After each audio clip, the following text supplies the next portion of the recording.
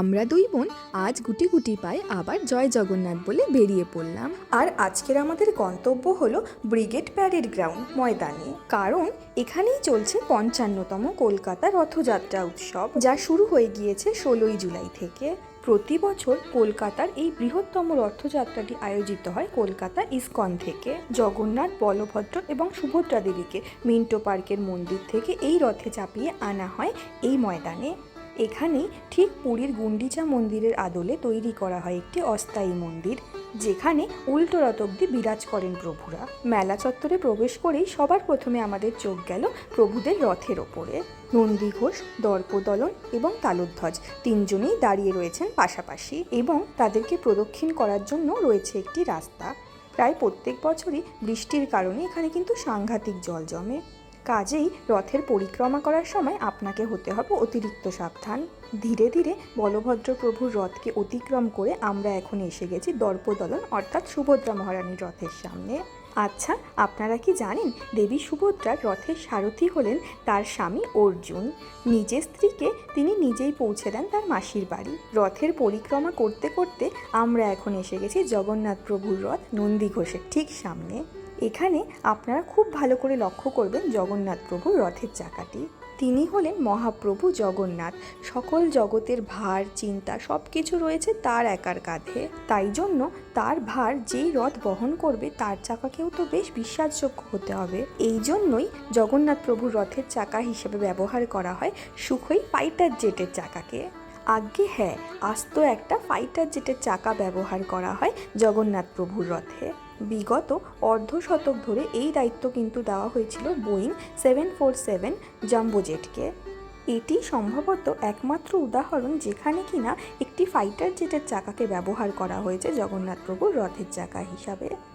জগন্নাথ প্রভুরা বেলা ১টা থেকে ৪টে পর্যন্ত গুন্ডিচা মন্দিরে বিশ্রাম করেন, কাজেই আমাদেরও আর খানিকক্ষণ অপেক্ষা করতে হবে প্রভুদের দর্শন করার জন্য। এবার চলুন আমরাও ধীরে ধীরে এগিয়ে যাই গুন্ডিচা মন্দিরের দিকে।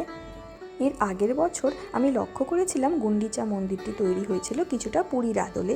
এইবার সম্ভবত সাউথ ইন্ডিয়ার কোনো একটা মন্দিরের আদলে এটি নির্মিত হয়েছে।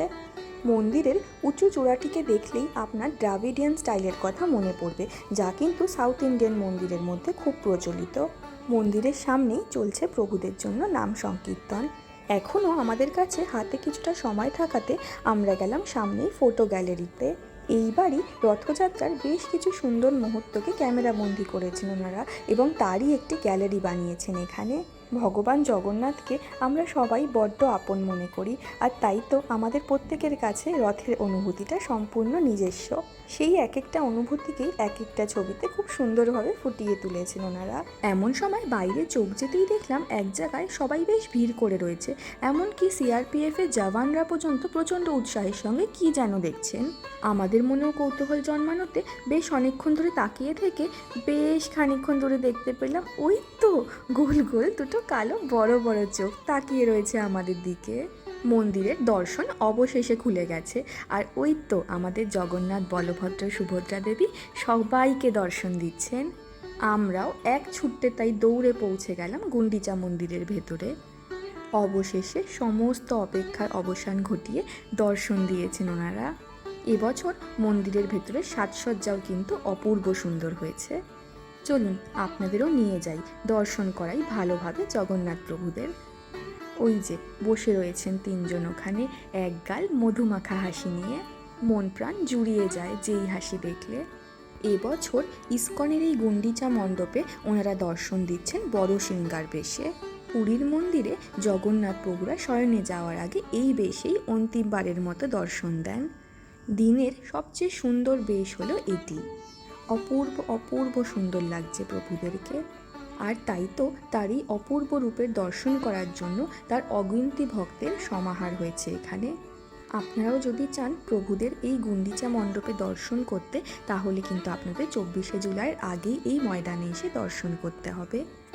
প্রভুদের এই দিব্য রূপের দর্শন করে আমরা আবার ফিরে চললাম বাড়ির পথে। দেখা হবে আবার পরের ব্লকে।